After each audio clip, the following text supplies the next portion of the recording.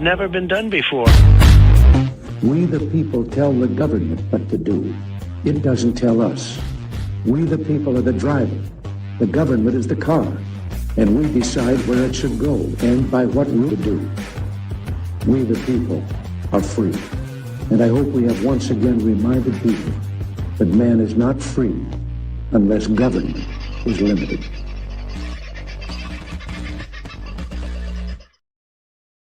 Hello, beautiful people. How are you this very fine sort of a Friday? Thank God it is Friday, and well, what a day it has been. I hope you enjoyed the chat last night. Got a lot of feedback from people wanting to go and help Doris on Saturday morning.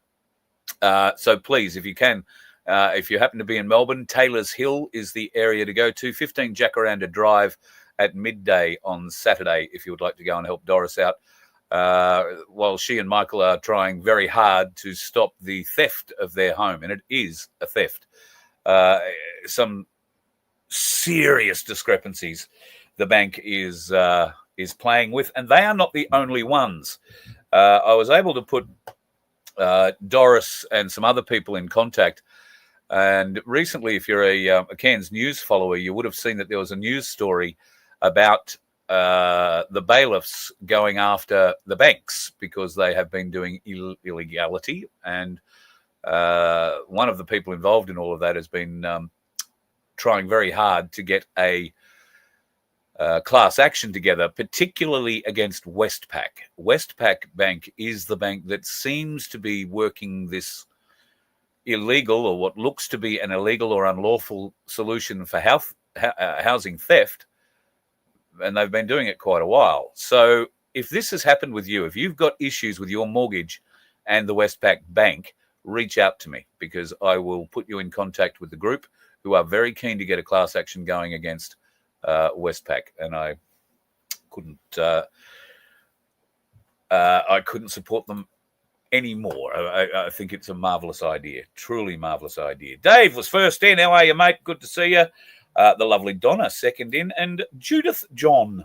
That sounds nice. One of our lovely mods, Michelle, was in, and Bazza got himself in. The lovely Debs is in. What that is here? Yeah, good God, gold is exactly right. We'll get onto that shortly.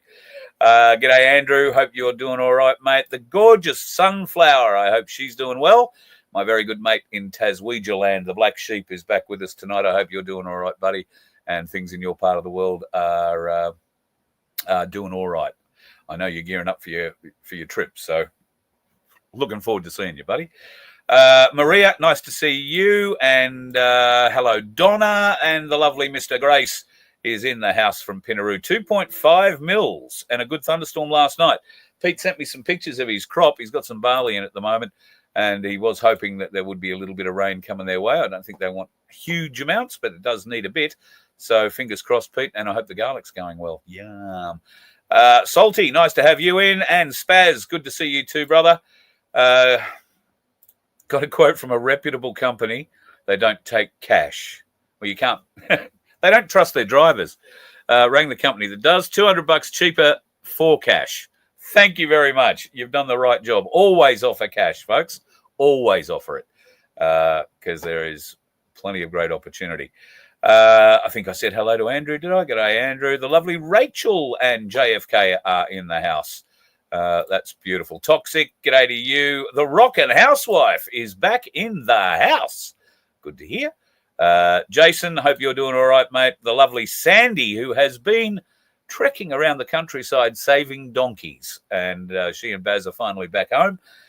So with another couple of charges to look after, and coming up on Monday, it's Farrier Day, and that means lots of costs. So if you would like to help out with the costs of looking after over 100 donkeys, you can do so, please, by buying a lottery ticket, VOFHQ lottery ticket, easy to get at merch.vofhq.com. And click on the Sanctuary $750 charity link. And for $2, you can buy a ticket. I think we've got about 200 left in this draw. And you can buy a ticket for $2 and maybe win yourself 750 or 1 ounce of our Byron Bobs, which are absolutely spectacular and are roaring out the door. We're not making any money off them because the silver price just keeps going through the friggin' roof. But we're not losing money yet. Well, we might be. Depends how much the holders are actually costing us. And to find out how much the holders are actually costing us, it's that time of the evening where we like to welcome in the Waving Wonder. How are you, my good friend? Yeah, caught me having a smoke. Well, there you go. The way you were moving your hand around there, I'm glad you described what you had because it looked a bit weird just between you, me, and the gatepost. Hey, Right. 221 tickets. I beg your pardon? 221 tickets. Okay, 221 tickets at $2 each. Please, folks, help us out, and we'll be able to send some money through to help pay for, a little bit towards the Farrier Day, because, to be honest, we'd have to do 55 friggin' 55 friggin' posts to try and help out to get enough. But Farrier Day, we need to help as much as we can. What am I saying? 55 different posts. We'd need to run 55 different lotteries and have them all come off inside a month for us to be able to help pay for Farrier Day. So I do appreciate, though, any help you can give us, folks. That will help the Donkey Sanctuary. It'll help Voice of Freedom keep going forward. And, well, we do need to fix a couple of things on the bus, as we discovered today, because we moved her. So took her for a drive. We got a couple of little things to fix. So nothing huge, which is good. Yeah, right. Couple $100 RAM, some leaking water, nothing huge at all. No. Let me be a good little boy and put my cigarette out. I have two leaking RAMs. So $400. Good. No. One of the RAMs is either bent or it's blown a seal in a very strange place. So it could be one or the other. I wasn't able to get one of them up. That was the problem. It wouldn't retract. So, and they retract on a spring. So that makes it pretty weird that it wouldn't retract. And I haven't moved the bus with them down because obviously when they're down, the wheels don't touch the ground. So you don't go very far if you put it in gear. But that RAM might be bent, in which case it'll be a couple of $100 for a new RAM.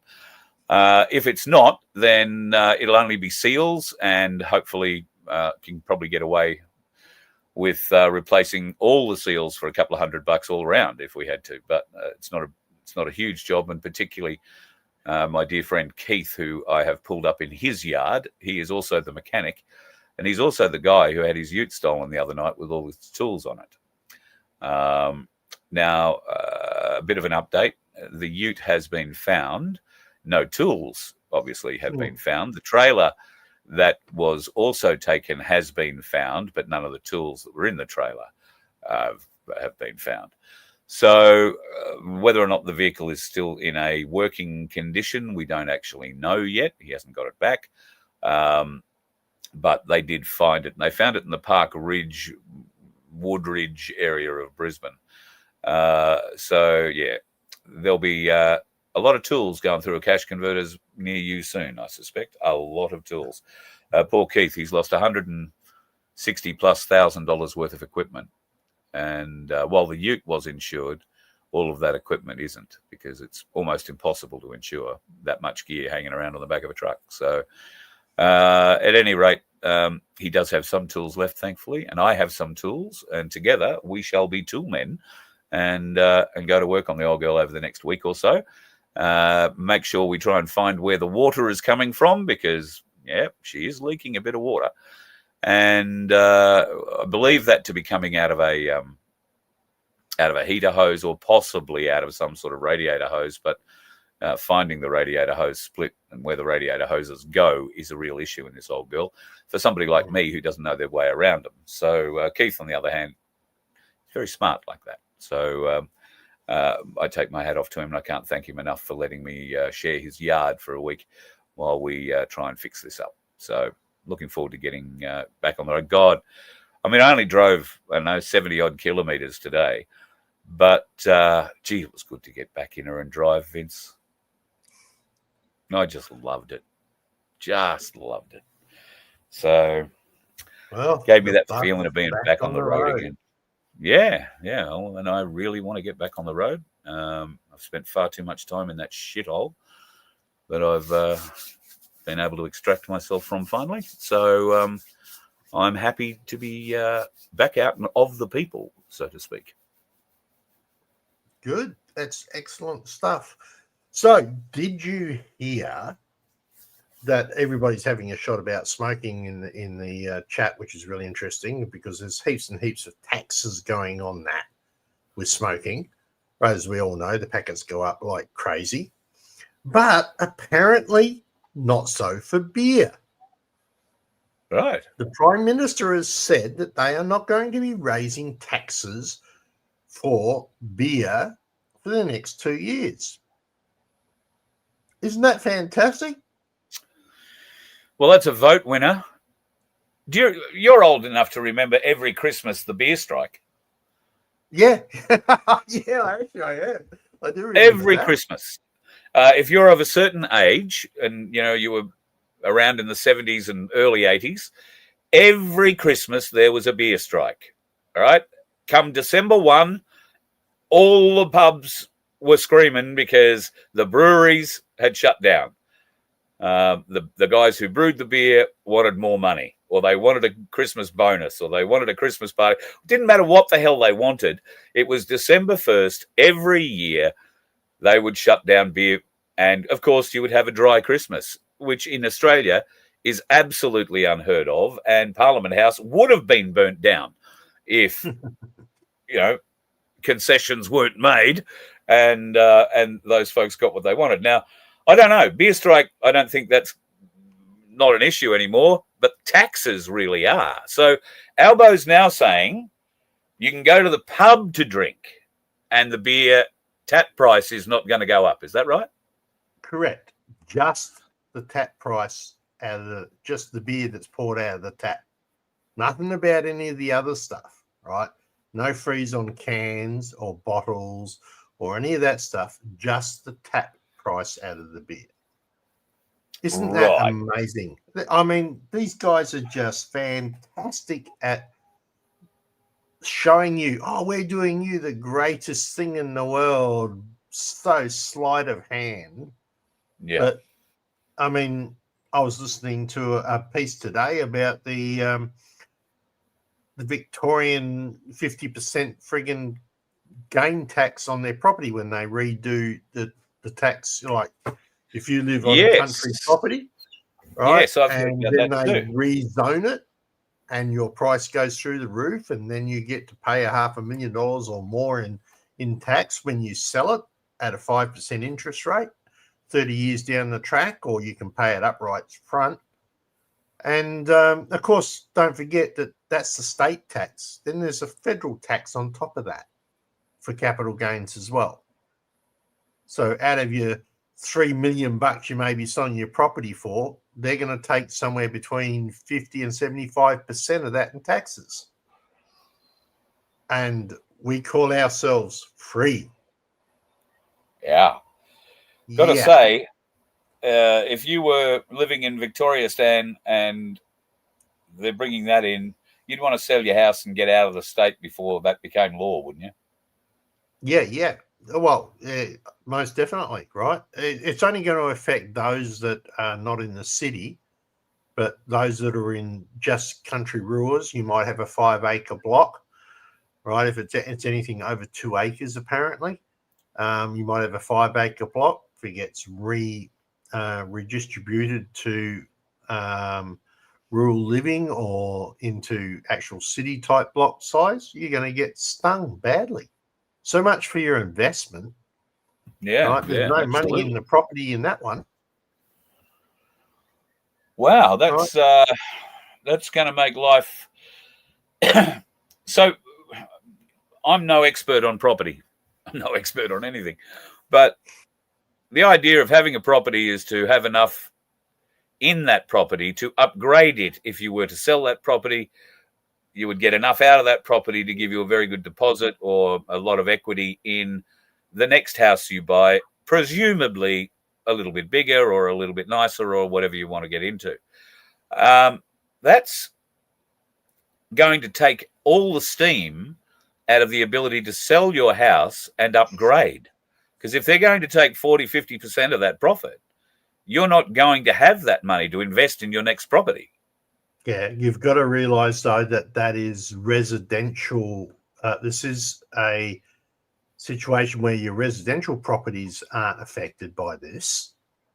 It's only those that are sitting on the edge of residential areas that get their property changed from a rural tag to a residential tag. And all of a sudden their property that was worth, say, let's take a property that's worth $1 million and it's got 5 acres on it. And all of a sudden those 5 acres become 1 acre blocks and they're worth $1 million a piece. You've now got $5 million worth of property that just got changed by a stroke of a bureaucratic pen, and you need to pay 50% tax on that $5 million. Right. Right. And you have the choice. You can either pay it when you sell, but if you do so, you have to be paying a 5% interest on top of that property for the next 30 years or whatever. Right. Or you can sell it now and pay the tax. And because it's now worth supposedly $5 million, they're going to take $2.5 million. The government will take $2.5 million. Then the federal government's going to step in, and I should say the state government will take $2.5 million. Then the federal government's going to step in and take its percentage as well of a capital gains tax. So, that's another maybe 25, another 1.25 million. So what do you get left with? And who's been paying all the interest? Yeah, exactly. And all that sort of stuff. It's like, come on. I just want to say hello to Jason Trading High near Mortlake. Is that where you're from, Jason? Down that way? I grew up in Mortlake. So if you're down near Mortlake, hello, Western Victoria. Beautiful part of the world. Last time I was down that way, I went through Mortlake, actually. Walked around the town, which is more than I can say I've done since I was about 10 years old. I've been riding a bike around it. But, walked around, did the whole tour through the footy ground and everything else. Drove the bus through there, actually. It was a bit of fun. But yeah, nice to have you, Jace. Mortlake just popped into the chat and I thought I have to bring up Mortlake. So that property thing is a real issue. I don't know how people can think that there is a future in that part of the world. Like, how can you get out of your property and grow?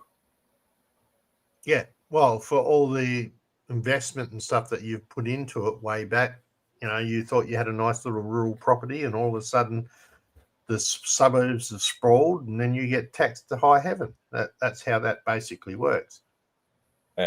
Right? I mean, that's one set of taxes, but tax the Australian people, unlike the current news that happens to be happening with Ukraine.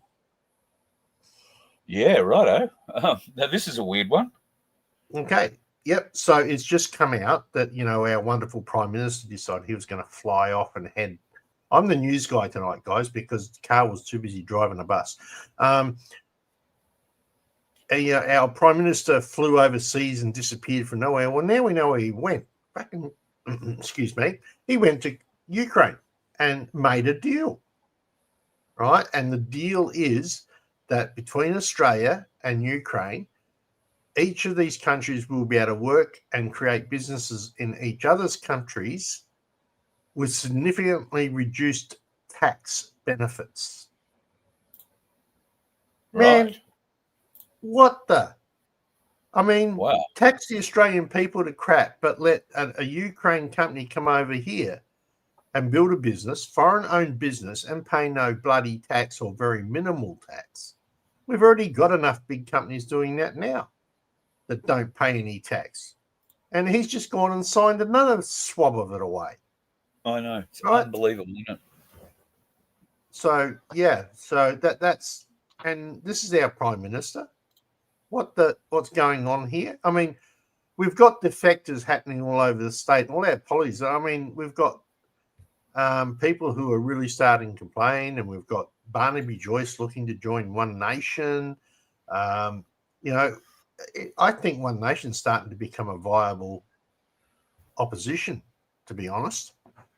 Right? Well, They could get Jacinta Price and a couple of other libs in there. I think they'd do exceptionally well. But anyway, how do you think Jacinta Price, Andrew Hastie, who is the next anointed Liberal Party leader, and they've been grooming him for 4 years or more for this, pretty much since he got into the parliament, he's been groomed for this. How do you think that would play out with the community? If Jacinta Price and what's his face move over to One Nation, they would be in a subordinate position to not just Pauline, but to Malcolm and probably to the current sitting electees from One Nation. That would put them in a power vacuum, if you like, inside that party. Pauline is not known for her trust of new blood that comes in. She's been welcoming at times, but, Mark Latham, who was, the head of One Nation New South Wales, until he opened his mouth far too often, far too much and far too hard. And I think he eventually told Pauline, pull your head in. You're the federal leader. I'm looking after the state side. And that might have been where there was a parting of the ways. Pauline is very dominant. She wants to be the leader of whatever it is. And if these people decide to come to One Nation, then Pauline, at 71 years of age, will be the leader. And they would have to submit to that. True. That is true. And I think they're very strong people. So I don't know how they would go with that. And I think that anybody who's a strong leader that goes into One Nation tends to run into a little bit of issues, and perhaps that's why they've lost a couple of senators along the way, which is a real shame, because we need, the Australian people need somebody to act as that bloody nail in the coffin in that bloody stupid thing they call a parliament that sits on top of the hill, right? Which is really just a corporate government. But anyway, we won't go into that. But we sort of diverged off track there. The other part I was going to talk about, though, was to do with Ukraine, seeing we were on the subject of Ukraine.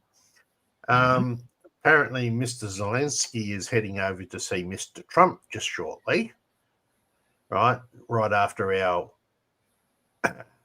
weak-livered Prime Minister was busily signing away our frigging goods again. And he's chasing some high-powered long-distance rockets. Well, the rumor says that Trump had a phone call with Putin last night, and he's reversed his thoughts about that. So this could be interesting. All right. Well, if he don't know exactly where that's going to go. Zelensky will find it very hard, I think, to get too much by way of long-range weapons out of the US at any time. Trump is playing, chess here, and he has all the weapons that are required. So he's in the power position. He doesn't have to give them, but though he can, and he can use that. Yes, I can give these to Zelensky as a sort of bargaining chip with Russia, but I don't think Putin's going to play that game. Putin isn't a silly man, and he's not going to be swayed by those sorts of arguments. He's quite happy to say, well, if you think yours is that big, wait, I'll get mine out. I'll show you how big it is. And that's essentially how it'll play out. Trump doesn't want that. Neither does Putin want that. Trump realizes that Zelensky is just a puppet or an actor, a comedian at best, and treats him as such. And if you are ever in any doubt that this is all just a movie, then surely this must be showing it to you, just the ridiculousness that the fact that this Zelensky person is even being treated to an audience with Trump or being entertained by him. Trump's just trying to save Ukrainians, because at the end of the day, if Russia decides it will crush Ukraine, it will. And there'll be nothing. I'm surprised it hasn't already, to be honest.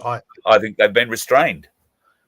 Very restrained, considering that aerial attack that was launched supposedly by Ukraine, but completely planned by NATO, with the drones that flew over the bombers and all that sort of stuff. So the restraint that Russia showed after losing half their intercontinental bomber fleet is pretty nasty. Or did they? Was that just an AI-generated piece of crap that could have come out of a video game somewhere? And, you know, it was all just done to promote the whole idea that Ukraine were getting one back at the big Russian bear. I don't think it played out like that at all. I'm really, actually, when you say Russian bear, I'm really surprised it didn't go. Yeah, right. Just swap them. Yep, that's Just about what I would have thought. But anyway, so that's an interesting few bits and pieces that are going on there. I just saw a section there about. I'll just put that back up again. Vince should bring up the digital ID in the UK. Discord hacked by a third-party company, and digital ID data centers will be heaven for hackers now. That is an understatement. Okay. Right. Digital ID is, well, besides the fact that we know what it's aimed at, right, where they're going to be able to nail you down, tie in your bank accounts, all that sort of stuff. But no matter what, I mean, MyGov got hacked majorly, and that's supposed to have fairly reasonable security. And we're going to trust our information to the government, honestly. Right? There's about 455 reasons why I can think not to do digital ID. Right, and if I can start, right, reason, no, I'm only kidding. But it's those sort of things that are a bit of a challenge. Now, there's plenty of hacks. There's another company got hacked. Councils get hacked. Anybody can get hacked. Even me. Really, I've probably been hacked more times than I know. Pretty sure the AFP are in my service somewhere, because I used to know Bosie, so that put me straight on their list. But anyway, those sort of things occurs. You know, when you're talking about the CIA and companies like that, you know, they have a huge amount of resources. Yeah. But even now, things are coming out. And one of those is the indictment of John Bolton.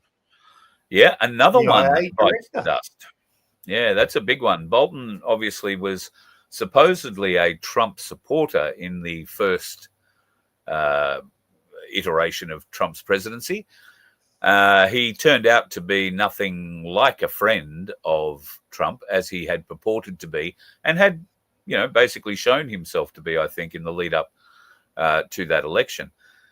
He was certainly known to Trump, and he was one of the appointees that was put in by a large group that, you know, made those selections for Trump. Of course, Bolton turned on him, and turned on him quite hard. He was clearly a member of the deep state, and with his very deep ties into the CIA, Bolton had some sort of credibility, I suppose, until he was put up against the likes of John Brennan, who also former head of the CIA and has been exposed, along with Comey and the rest of the team, involved in the illegalities leading up to and surrounding the election in 2016.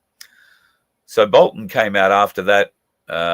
He was responsible in great part for having General Michael Flynn and a couple of other Trump very big Trump supporters, Stone, I've forgotten his name, his first name, but Stone was one of them. And you probably saw that raid live, because CNN were tipped off it was going to happen. They had Bearcats there and SWAT teams, and they bashed on this elderly gentleman's door at like 4:30 in the morning and raided the joint like it was a drug den. I think that's what Trump's doing now. And Comey has been indicted. Now Bolton's been indicted. I think there are 2 others who've been indicted in the last couple of weeks as well, including Letitia James, who was the New York DPP, head of the public prosecutions there. She's the one who went after Trump with all of those bodged cases during and after his first term as president. She is the one that kept him engaged in lawfare for the 4 years of the Biden presidency. And that all came to nothing. Trump won those cases, or the cases were thrown out. And of course, she was responsible in some part for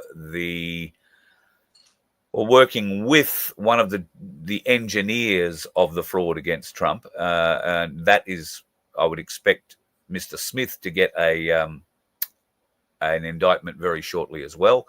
I'm hearing. You mean Jack Smith, the not real boy? Yeah. Jack Smith's not a real boy.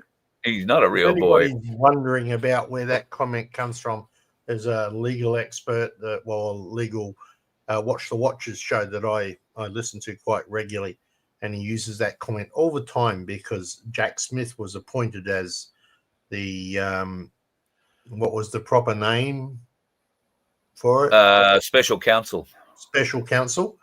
Yeah. But to be appointed by the special counsel, it had to be voted in by the Senate, the Congress and the Senate, and he never was. So he was never a real boy.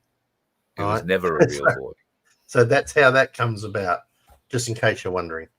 And for all those people who believed the crap about Trump through that time, the stuff that was put out by Jack Smith and the lies that were put through, now you're starting to see the truth of it. It's got nothing to do with a political hatchet job going to get people who tried to get him. The people who tried to get him did so in a very illegal manner, something that runs against every aspect of the US Constitution and its Bill of Rights. Now, if the Americans let that just pass by and say, oh, well, that happened, well, nothing's going to change. All right? Elections will be rigged going forward, and the people have already agreed tacitly not to do anything about it because they just, well, who cares? So can't do that. Was Carl smooth or rough for me? Pretty smooth, I think. Yeah, that's not what he said when he rang me at 3:00 this afternoon.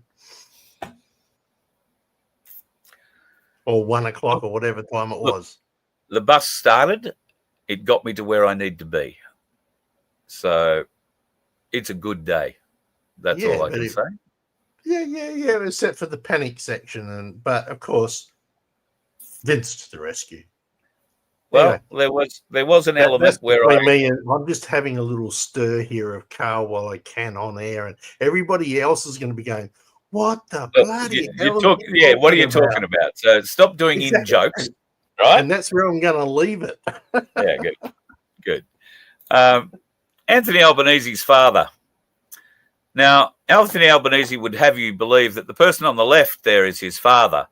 The person on the left is a waiter on a ship, I believe. And Albo's mother is in this picture. She's down on the bottom left-hand corner, but we're more interested in the bloke who's sitting in the bottom right-hand corner of this picture. Why are we interested in that? Well, he looks like Albo. He looks like Albo, doesn't he? He looks a lot like Albo. And that is George, Albo's uncle. Now, George, whose name isn't Albanese, it's, I don't know, forgotten what it is now. George took his niece on a holiday to Europe, and his niece got pregnant, apparently to that bloke on the ship. But Albo doesn't look anything like that bloke on the ship. But that was the fella's name on the ship, Albanese. He was an Italian.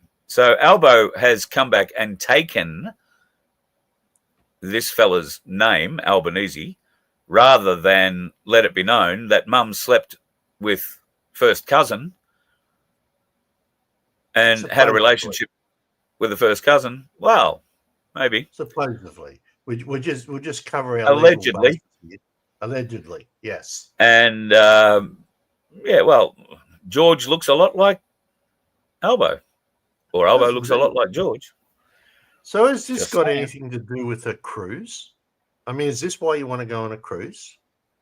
What? So you can meet some young, gorgeous lady? How the fuck did you segue to a cruise out of that and me meeting a Well, lady? because it happened on a ship. Oh, wow. Okay. Man, Sorry. can't you link the points together? No. Well, that goes to show I'm either not What's interested in ships or ladies or that kind of thing. I don't know what that goes to say about me. But as you're mentioning the cruise, we can help with that. That's how I segued to it. I've just, lost me completely. I'm thinking, what? Look, it shows that an amateur can take out a professional at any time with just pure random logic. Or bullshit, as its other name. That too. Name is. Yeah, that too. So our cruise is going on May 4th, May 4 to 8, out of Brisbane, Airlie Beach, Brisbane. We'll get a day in Airlie Beach. You can either choose to stay in Airlie Beach and sit with me, because I would love to meet people from Airlie Beach, from Proserpine, and anywhere else who might want to travel down and meet us there for the day. But you will be able to hop on the tourist boats at Airlie Beach and shoot off to Hamilton Island or to Whitehaven Beach, or to that little love grotto thing with a coral key in the shape of a love heart, for those of you who have a significant other you'd like a photo of the love heart with. But for those that don't, I'm planning on just hanging out in Airlie and catching up with a few people who might come down and have a lunch with us there that day. We'll be in at 7 o'clock in the morning, I think, and we leave at 5:30 in the afternoon. So it's a whole day running around, either heading out to the coast, heading out to the reef. You can go swimming and diving on the Great Barrier Reef if you so desire. It's right there. Or if walking along a pure white beach is something you would like to experience, Whitehaven Beach is certainly very spectacular. I've seen it from the air, but I'm not much of a beach fan. So white beach, gold beach, I don't give a shit what colour the sand is. Just as long as there isn't anything with teeth coming out of the water wanting to eat me, I'm happy. So, but if Whitehaven's your thing, then by all means get into it. And now we have a personal cruise manager. Her name is Annette, and the number there, 1300 385 625, and that extension number is very important, 49632. You will get to her, and she has all the details of this cruise, and if you ring her, she'll make sure that we're all together, sort of thing. Depending on whether there's one of you or two of you, the rooms are, pretty good, I would have thought, for 4 days. Interior rooms start at about $1,300. You can get suites for less than $2,000, like really big suites. And if you want a room with a balcony, I think that's about $1,700 or thereabouts. Deposit is only $150, with the balance having to be paid off just before Valentine's Day in February of next year, and departure on May the 4th. So I expect everybody to be dressed who is going on the cruise on May the 4th. I expect everyone to be dressed in their very best Star Wars gear. I may not have a haircut, although I'm going to try and convince Clayton to come, who looks much more like a Wookiee than I do. I thought you might have donned the helmet and gone. I am your father, Luke. You got the voice for it. So, yeah. James Earl Jones. He's the voice of Darth Vader, and a magnificent voice. In fact, he was the voice of Discovery for years, and he was in great part a great inspiration to me. I wanted to be the voice of Discovery very much, but James Earl Jones seemed to have a bit of a rap on it, and living in Australia, it was pretty hard to get my foot in over there. But Yeah, absolutely magnificent voice. And there's probably three inspirations for me in the world of voiceovers. And the first one is Sir Richard Burton. I first learned about voiceovers and learned about the emotion that you can get out of a voiceover by listening to War of the Worlds when it first came out. Back that in was the brilliant. early 80s or 1980. And he narrated it on there. So I've won competitions, actually. There was a mimic, I've forgotten his name. He was a really well-known impersonator in Australia. I forgot. He was on the radio one day, and they were asking for people to ring up and do impersonations. So I rang up and did the first 3 or 4 lines out of War of the Worlds. No one would have believed in the last years of the 19th century. All that kind of shit. And yeah, Danny McMaster it was. He was floored. But I've been mimicking Richard Burton since I was friggin' 11 years old. So he was a great inspiration to me when it came to voiceovers. James Earl Jones, clearly another great inspiration. There have been a couple of others, more in the voiceover world, people you would never actually have heard of. And one of them, the best in the world, I was very lucky to make a friendship with. It was just a tad unfortunate. The friendship lasted 4 months before he died. It was short-lived, but he was trying very hard to get me into America to go and do what he did, which was movie trailer promos. So that's where I wanted to be. So what's all this fairy with you? Ball. They are having an absolute ball with the Freedom Ferry and the ferry bit. I've just been laughing my head off as I'm going through here. Well, keep it up, guys. Loving it. I got the Freedom Ferry joke the other night, which was a bit weird. Speaking of weird, there are some very interesting things going on in Melbourne at the moment. Yesterday, a woman was stabbed just out of nowhere. And today, more machete attacks in shopping centre car parks with vision of some bloke on his back trying to get away from this madman wielding a friggin' machete. And yes, they are Africans. They aren't Australians. They are imports that are doing this. And clearly it has to stop. Never says that. Hey? All the reports now never specify the culture of the attackers. No, they don't. They haven't done that in years. No. Right? And it makes you, every time you hear it, you go, and who do they belong to? Where did they come from? So you've got to ask those questions, because if you don't start asking those questions and looking, then you're not going to see the full damage that's being done by the massive import that we've done. So really, Donna, you win. You've got to have it. Yep. People are making the decision to leave Sydney. I don't know why it took you so long, but they're going to Perth. When you get over to Perth, you're going to find an awful lot of people on the west who've got a big chip on their shoulder about people on the east side of the coast. And I'm not saying that that's a bad thing. It is a long way from the rest of Australia, Perth, a bit like Cairns or Cooktown is a long way from the rest of the country. However, Western Australia is a very important state. Western Australia brings in more money than just about any other state, I think. And, of course, you've had your fair share of fucktards running the state. One of them poked his head up again just recently to say, you've got to do this or you've got to do that or it'll all be bad. That's McGowan. I just personally waiting for him to be arrested along with the rest of them so that we can make that very happy trip to whether it's Guantanamo Bay or Guam or Christmas Island, I'm also hearing. Speaking of things that I'm hearing, there has been some changes in the US military leadership. Now, recently, we covered the whole Donald Trump addressing the 200 plus senior commissioned officers in the American Defense Forces.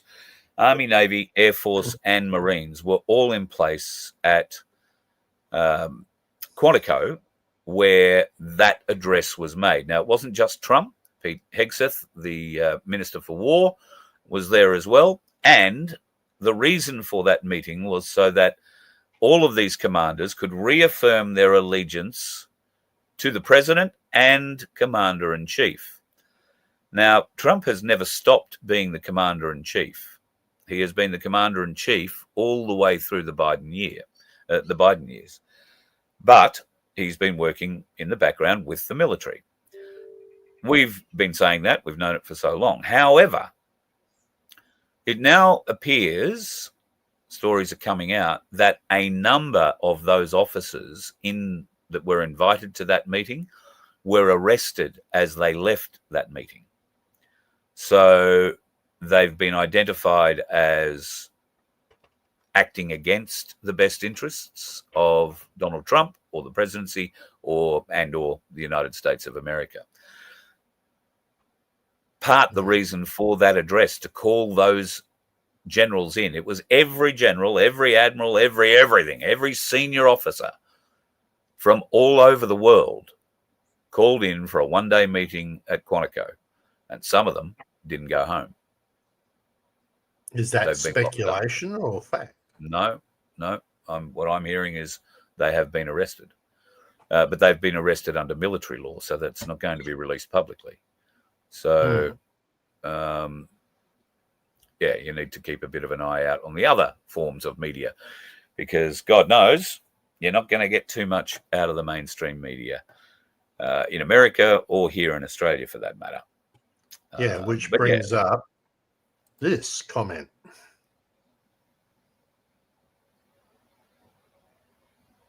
Which is all about the interview that was done in, I think it was 75, by one particular little sick, retarded, pervert child molester. And that tape's just recently been released and is available out there now at great risk to the gentleman who actually had the only other copy that was not inside the ABC. Do you know who that is? That's John Adams, the financial guy, right? So the gold guy. I think so. I did see part of an interview with him, but I haven't had a chance to go back and check it. And I'm not sure I really want to listen to the tape, to be quite honest. I've listened to it. It's absolutely sickening. And you won't hear it again on YouTube. John's channel got taken down for it, and it's been banned off YouTube. But I did put it up on BitChute, and it is up on BitChute. A1 have put it up on BitChute. So I posted it in a show the other day. I haven't got it here in front of me now, but it is there for you to go and see on BitChute. It will not be taken down off there. You can be guaranteed. So it's out now, and it's out for good. And yes, John has been now threatened. And I dare say the ABC being the ABC, because they've got the government paying for their lawyers. That means us. They will try and sue John for releasing the information, because he did sign a document when he got this audio some years ago, like a lot of years ago, more than 10. He's had this audio. And when he got this audio, he had to sign multiple documents agreeing that it would never be put to air publicly. It would never be played anywhere publicly. It couldn't be shown and used in any other TV program or any other form of production. The ABC's legal department stitched him up. Basically, all he could do was take it home and play it in his lounge room and listen to it there. And yes, if he wanted to invite Australia around to sit in his lounge room and listen to it, then he was welcome to do that. But clearly, that wasn't what he was going to do. Now, John's been sitting on this for a long time. He's actually been working very hard behind the scenes, trying to pressure the ABC into giving him permission to release it. And they, of course, refused. He actually, I believe, tried to get some ministerial support to try and get that permission, and it was still refused. So he eventually bit the bullet and decided to put it up on the program that he does with another guy. And they have been talking about it in that program for the last few weeks. And last week they decided to put it up. I think it was up for a total of about 6 hours, if it lasted that long. I saw it at about 4 hours up. It had nearly 5,000 views then.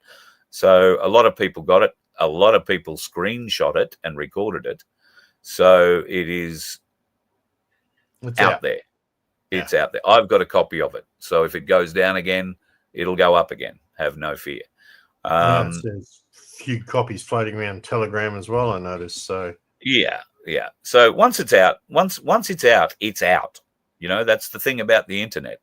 There are people, I don't think of it, but there are people out there who see something and go, oh, wow, great, and hit screenshot or hit video and screen grab the video instantly, not knowing whether it's going to be big or going to be wild or going to be something else, going to be taken down.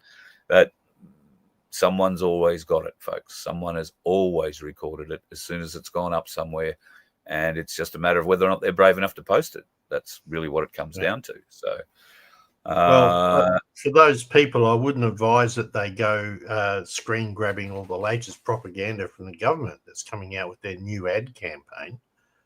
Talk about gaslighting. Jeez. The kids and their phones, it's all to do with the digital, December the 10th, etc. But I think it's interesting to note that in the big Senate UHA that the government put out asking for all the multimedia companies to come over and have their say. Interesting that TikTok and Twitter and Google didn't even attend. I think it was Google was the other. No, Facebook didn't even bother to attend. Yeah. So Meta is Facebook, Instagram, and Snapchat, I think, or maybe Snapchat are independent.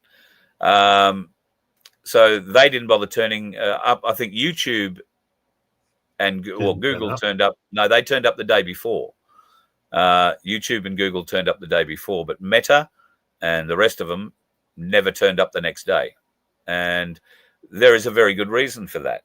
All that exercise was ever going to be was some trumped up little ponce of a minister or somebody in government trying to get the head honchos of these organizations to tell them what they were going to do to make sure that people under 16 weren't going to be able to get access to their platforms anymore. Well, I don't believe that Meta, I don't believe Google are going to go through with it, or Alphabet are going to allow this to happen either. And that's why they wouldn't really bother turning up. Why would you turn up to be told off by some ponce that nobody in this country has any faith in? Those that claim to have been elected by the people, we know have been appointed. They aren't elected, they are appointed. We have no trust in any of those elected members. And yet they still would have us try and believe that they can trust them. Well, we have no trust in them at all. So this is, a really good way to push forward and push back against that. And we plan on doing just that. There'll be a lot more news on that in the near future. There is sad news today, and I feel a bit conflicted about this. Ace Frehley from KISS died. Really? 74 he was. And that means they all go in threes. So we had Diane Keaton, Ace Frehley, got to lose one more in the next day or so, next 24 hours. But Ace Frehley passed away, surrounded by his family. He had a brain bleed and collapsed in his studio a couple of weeks ago, or a week ago or more, and has been in hospital and passed away yesterday or today, quietly with friends and family around him. Very sad. KISS, if you're of a certain age, played a big role in your life. Yep. I went to more than one school social dressed as Ace Frehley because I was just too short to be Gene Simmons. But I had the tongue for it. But yeah, it was. It's a sad thing. I think I told you about this a couple of weeks ago. I had a little bit of a blinding moment while I was in the car, and I had music playing, which I usually don't. I haven't enjoyed music since I started doing this, and I realized just what sort of filth is into the music. I've really lost my love of music. But I was listening to some, and it was KISS. And I thought, I want to have a listen to some of these words. I've been singing them since I was 10 years of age. I was there when I Want to Rock and Roll All Night and Party Every Day came out the first time. So that had me hooked right from that song. So they're going to have quite a large funeral for him too, which I think will be great. For a long time, the band fell out. Ace wasn't part of the band, but in the last few years, he scored up pretty well. He got paid out very, very well by Gene Simmons and Ace and Paul Stanley, who are the owners of Kiss. Two good Jewish blokes who know how to milk you for every piece of merchandise you could ever possibly want, and a huge range you never thought you needed or wanted. They are exceptional. And Gene Simmons is vicious when it comes to money. Vicious. So typical, very, very, very typical Jewish businessman. Vicious. So anyway, I hope they spend up big for his funeral. I'd love to see the coffin go underground flaming like the guitar. Oh, dear. Be a nice way to start it, wouldn't it? So, folks, before we depart for the evening, have you gone off and bought any gold or silver? Ainsley Bullion is the place to go. Get online, ainsleyBullion.com.au. At the moment, $83.45. Let me just refresh that and make sure that it's the latest look. But $83.57 is the latest Ainsley spot price. If you go looking in other places, you might find the spot price is at least $2 dearer. If you were looking to buy your silver $2 cheaper, ainsleyBullion.com.au. And don't forget to put Voice of Freedom or my name in the notes section, and you will get yourself a little bit of a discount. Depending on how much you buy, it might mean that you can buy a little bit more, which would be excellent. And yep, that's the chart. What a chart that is. Yep, that's the daily chart for silver. That's the daily. Wow. That's the daily chart. If I take you to the 4-hourly chart, that's what it looks like. That's the 4-hourly chart. Yep. Wow. So, folks, you know how we said $100 an ounce might not be out of the question? I did say last night or the night before, I expected it to settle around 83 over the weekend. It may drop back fractionally on Monday morning, maybe back to 81. But I reckon by Friday, we're going to be pushing 87, 88, and possibly 89 or $90 before the end of the week. If that happens, it will be because there has been a lot of information come out of the banks, and that information will be we don't have the money or the silver to pay off the short that we have created for ourselves with the COMEX market. That's the gold chart. Yeah. In the 4-hour, and there's the daily. Yeah, well. So everything is going up. Gold at the moment is $6,705 Australian, US. That's 4,336. Bear in mind, up until 48 hours ago, gold had never been through 4,000 US dollars ever in its history. Ever. Silver has never been through $50. It's now $50 or $54 US an ounce. There is no cap on this, folks. It can go as high as it has to go. And there is no way of stopping it. The only way is if they can cover the shorts. The banks, the big central banks, can cover the shorts. Now, you might hear some stories that they're flying silver and gold back out of America. A few months ago, they were flying it into America. Remember, they were planning on going into Fort Knox and having a bit of a look and seeing how much gold was there. And all of a sudden, huge amounts of it was being shipped out of the UK and back into America for some reason by the Fed. And then apparently Fort Knox was found to be okay. And that's BTC, if guys are wondering. So what's happening is that the central bank in London is the driving force behind the COMEX short. It's not necessarily going to be the stock market that fails. It's going to be the physical supply of silver in Europe and particularly in London. The physical supply is drying up. and that's why they're trying to get it, and they're calling it arbitrage. They feel that if they get it out of America and put it in the Bank of England, they can get a better return on it, try and cut their losses on the short. That they're not going to have enough silver to be able to do that. All right. And they're not going to be able to shift that huge amount of required silver in a very short period of time. Silver is exceptionally heavy. And yes, there are plenty of aircraft that carry very heavy things around the world, but you can't just ring them up and say, oh, g'day, I'd like to book a 747 freighter to leave tonight and take 28 tons of silver or 50 tons of silver or 100 tons to England, please. Because those jets are booked days, weeks, months in advance. And they're just not parked on the apron ready to be loaded up. These guys fly from one job to the next. These things are always in the air, and they have jobs booked up ahead of them.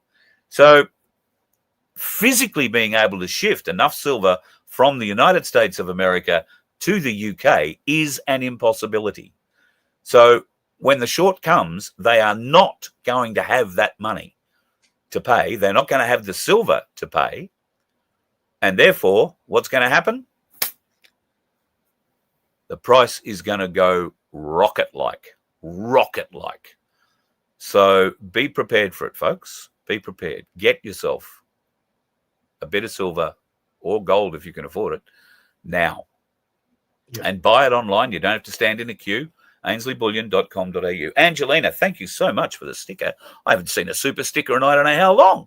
So thank you. That is gratefully appreciated. And if anybody else would like to join in, that'll be gratefully appreciated too. If you prefer to do it in a different way, you could go and spend $2 and get us your chance at $750 or an ounce of silver in our lotto. And all you can do is go to merch.vofhq.com and click on the Sanctuary 750 link there.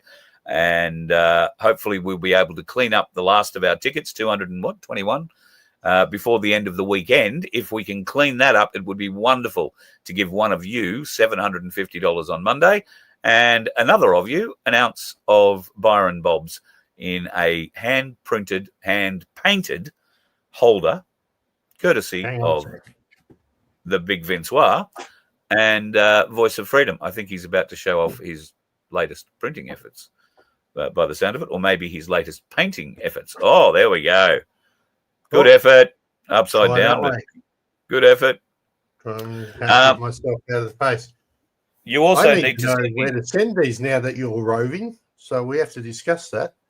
Oh, no, you send them the same place. I'm not that far from the post office. It's just a half-hour drive instead of a quarter of an hour drive. So until I figure out somewhere else to go. Speaking of these, as the price of silver has gone through the roof, I did it to you the other night, but you didn't see it in the chat. 140. 140. 140, yeah. Because right now it's there's $120 worth of silver sitting in it if you're buying them as individual bobs. Yep. So yeah, at 130, we're then running at a loss. I can guarantee that by the time you look at electricity and the new filament, which arrived today, that looks okay, but that costs $30 for the roll.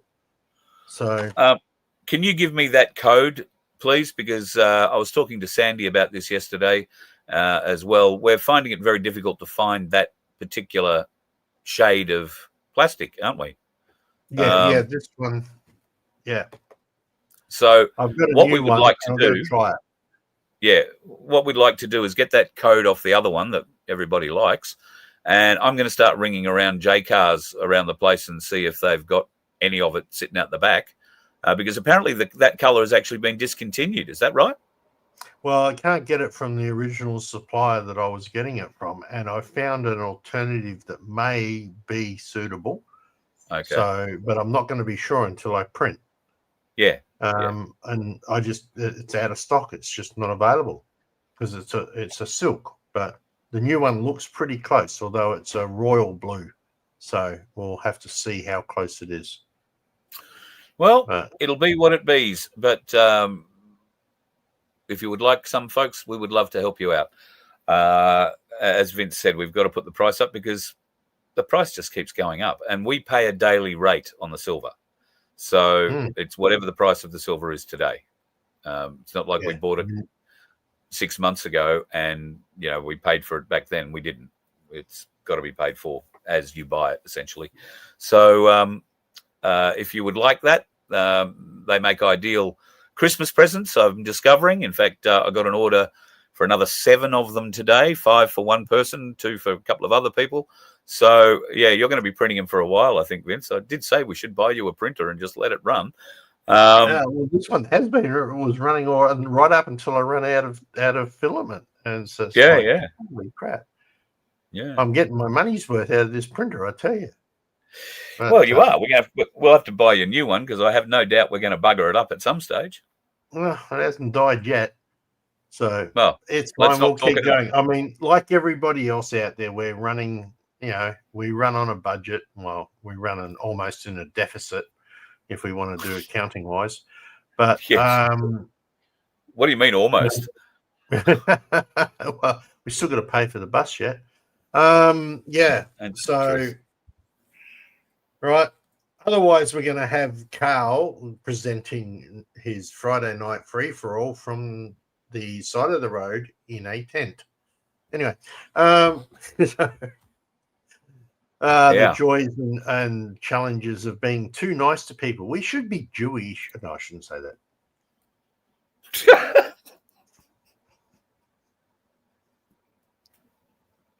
How else would you like to put it? Well, I don't know. I really, Could be. Well, I suppose I could be called a politician, just be a thieving bastard. That would work. No, mate. I don't hang out with thieves. I have nothing to do with them.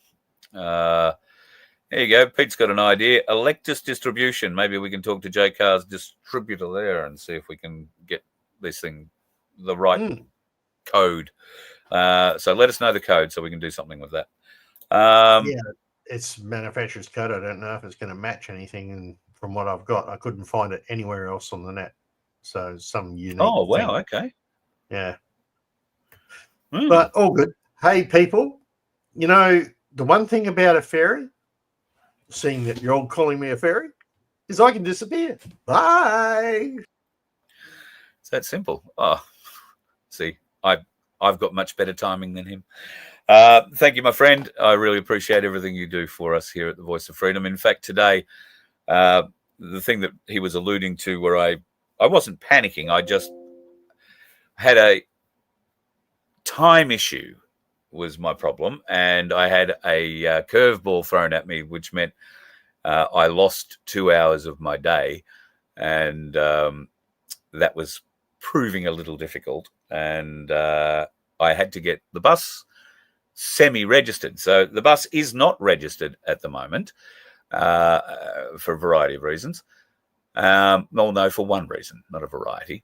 So I had to get a permit for it, and I was in the process of getting a permit to move it, and that didn't work. And then I had this screw up where I needed to go off and do something else for 2 hours and had to be done straight away. So Vince very kindly organised the permit for me on the phone or through the internet or all the other bits and pieces. And it would have been difficult for me to do that because it's hard to do that while you are driving a car. They make you type everything in and anyway. So we have relocated. We are ready to go. We do need to register the bus, and that's why anything that you can help us with will be gratefully received and used to go strictly to that particular function to get this old girl registered again. And I'll need a COI for it, a certificate of inspection. Being as big as it is, it's got to have one of those every 12 months.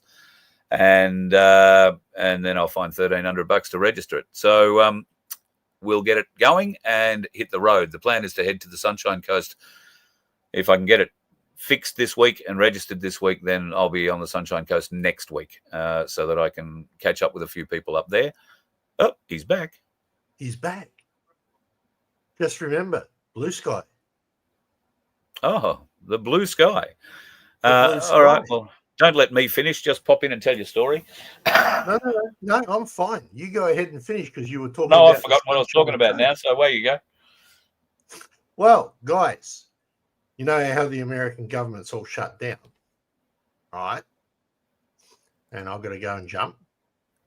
Guess what's happening over there? Hey, Florida, what happened to hurricane season? Didn't happen, huh? Day 12 of the government shutdown. Not a chemtrail in sight. Sky is so clear and bright. At this point, I'm tired of being right. Day 12 of the government shutdown. Skies are still clear, but I'm lying. Plot twist. Still no chemtrails. Day 12 of the government shutdown. Am I right or am I right? To the government bots in the comments, we know the difference between contrails and chemtrails. Contrails last about 2 to 3 minutes. Chemtrails, hours on end. We're not done. Ooh, shocker. Plot twist. Still no chemtrails. See the plane? Yeah. Very nice. Very nice work indeed. So, and yeah, we need a government shutdown here. yeah, For more than it's one amazing. reason. If you tell them you're not going to pay them, But nobody anyway, goes and does anything. Well, okay. They still get paid over there. Anyway, No, they don't. I'll let you get back to the Only- Sunshine Coast, which was where you were at before I interrupted. Oh, well, the plan was just to go to the Sunshine Coast and catch up with a few people up there. I want to go and see Margie Sedgman, who's in hospital, and catch up with her. I want to see the lovely Sunflower, Wapda, and a few others. Of course, I lived on the Sunshine Coast for 5 years, so I'm looking forward to catching up with everybody up there. But the plan will be to hang around southeast Queensland essentially until Christmas, and then head south. I'll head down to the Donkey Sanctuary, spend some time with Sandy and Baz, maybe between Christmas and New Year or after New Year. Head further south. I'm determined not to drive like a madman.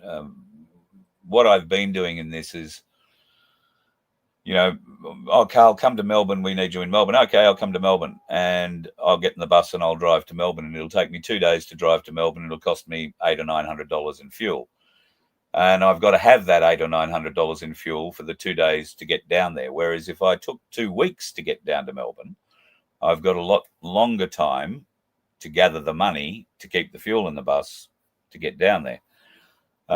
So that means I'm going to do a lot more stops rather than just going hell for leather, because I'm a power driver, and that's, I guess, all I've ever done is power drive. When you sit me in a driver's chair behind a wheel, and I will drive for, well, the longest I've ever driven is 23 hours solid, just with breaks for fuel.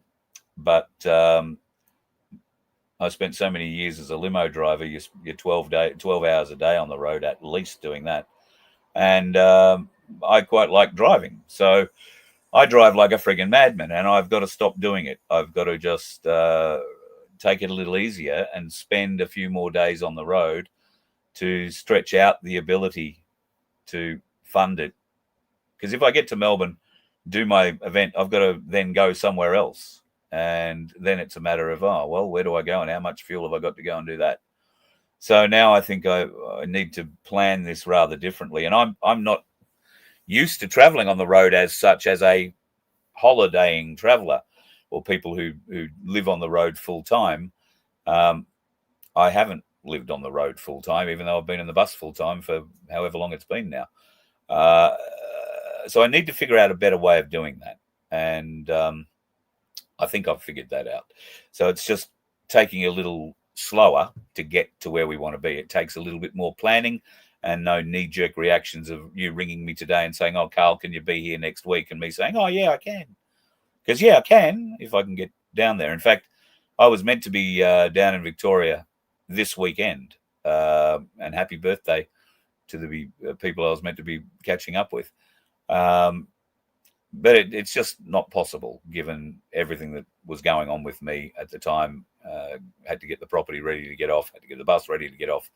and needed to get a lot of work. Well, not a lot, but I needed to get this work done on the bus, which we couldn't get done in the time frame. Otherwise, I probably would be down on the Murray River right now. But unfortunately, not the case. So we'll sit here. We will fix the old girl up. We will make sure that she's in tip-top condition. And hopefully we'll be able to put the money together to get her registered and hit the road. And then for the next 12 months, I'm coming to your place. Well, not to your place, but I will come to your town. We are also looking forward to catching up with the corruption whistleblower. There are some plans of things we're going to be doing together next year. We haven't really firmed them up yet, but we are pretty close to nailing down a bit of an idea, and hopefully we will we'll be part of that. So the longest ride you've done on the bike is 960 Ks. Yeah, I don't know. I could do 960 Ks on a bike. That'd be hard. The most amount of kilometers I've done in one day. That would be from Broken Hill to Border Village on the border of South Australia, Western Australia. I think we left at 5:30 in the morning or 5 o'clock in the morning, and we arrived at midnight or just after midnight at Border Village. That was a pretty long day driving a tow truck. And then we headed across the Nullarbor from there.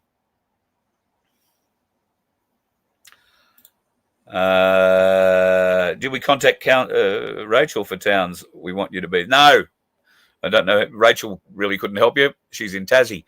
So no, if you've got a town you want me to come to and you've got an event you want to promote or something like that, email me, carl@vofhq.com. And if you've got, if there is an event in your town, some sort of festival or whatever it's worthwhile coming along to, then let's see if we can't string those together. If I can go from one town to the next that's got some sort of festival or event happening, then that'd be great. I'd love to help promote your town, your region, your events. Let's help with tourism. If you're a tourism operator, reach out. Want to come and help promote you. And yes, if we're in your area, why wouldn't we come and help promote you? So that's what I want to do. I want to come and help grow your business. Hopefully that'll help us grow our business. We'll make a huge family together. And from that family, we can make change. That is my heartfelt wish. Our family, our Voice of Freedom family, gets to make change. And we do, folks. We are uniting people all over the place. We are uniting people all over the place. And it's so wonderful to have this family behind me. I get phone calls. I get emails internationally. I get phone calls from people in New Zealand. I got a phone call from somebody in the Philippines. I've had phone calls from America and the UK. And further in deeper, colder parts of Europe, Norway, Sweden. I've had emails from those places. So the show does get out. It does reach people, and it reaches people in various different ways. Some people like the humor. Some people like, the offbeat way I might present the news. Some people prefer it when I get angry. I don't care what you like about it. It's just as long as you like it. And if there's something you don't like, let me know, because I can't improve if I don't know. So let me know. Have yourself a fabulous weekend, folks. Keep an eye on Life, the Universe, and everything. If the bus happens to fall over because we've lost a leveling ram or whatever, I'll do a quick live over it and let you know. But I don't expect anything dramatic like that happening. Just be safe, whatever you're doing this weekend. There is a march happening on Sunday. We will be going live. I don't know whether it'll be from every event. I'm going to have a bit of a chat with Tony to see if he's turning up in Melbourne. I know Clayton is turning up in Brisbane. I haven't got anybody who's prepared to throw a camera over the event in Sydney at the moment, which is a bit weird. And Adelaide, may get a camera out of there yet. We'll wait and see. But be watching from, I guess, around 11 o'clock on Queensland time on Sunday. And if we've got cameras in those places, I'll be live streaming the March for Australia. Pardon me. Hopefully you will head out and be part of it too. Whether you're in Brisbane, in Sydney, in Melbourne, in Perth, in Adelaide, or any of the regional centres that are getting on with it this weekend, then thank you for your support. Thank you for your help. And let's get out and rock this nation on Sunday, folks. March for Australia. March against mass immigration. March for common sense in government. Be safe on the roads. Watch out for the dickheads. Have a great weekend. You let one ant stand up to us, then they all might stand up. Those puny little ants outnumber us 100 to 1. And if they ever figure that out, there goes our way of life. It's not about food. It's about keeping those ants in line.